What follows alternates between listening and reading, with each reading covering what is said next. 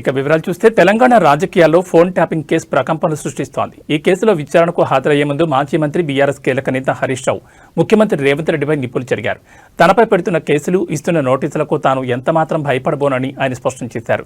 రేవంత్ రెడ్డి చేసే తాటాకు చప్పులకు భయపడే ప్రసక్తి లేదు. అధికారాన్ని అడ్డం పెట్టుకుని వేధింపులకు గురిచేస్తే వచ్చే మున్సిపల్ ఎన్నికల్లో ప్రజలే కాంగ్రెస్ ప్రభుత్వానికి తగిన బుద్ధి చెప్తారని హరీష్ రావు హెచ్చరించారు.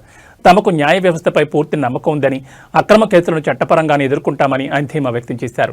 హరీష్ రావుకు మద్దతుగా బీఆర్ఎస్ కార్యకర్తలు భారీగా తరలిరావడంతో తెలంగాణ భవన్ పరిసర ప్రాంతాలు హోరెత్తాయి. పోలీసులు కార్యకర్తలను అడ్డుకోవడంతో స్వల్ప తోపులాట జరిగి ఉద్రిక్తత చోటు చేసుకుంది. ప్రస్తుతం హరీష్ రావు సిట్ అధికారులు ఎదుట విచారణకు హాజరయ్యారు. ఈ విచారణలో సిట్ ఎలాంటి ప్రశ్నలు సంధించబోతోంది, హరీష్ రావు ఎలాంటి సమాధానాలు ఇస్తారనేది ఇప్పుడు రాష్ట్ర వ్యాప్తంగా ఉత్కంఠ రేపుతోంది.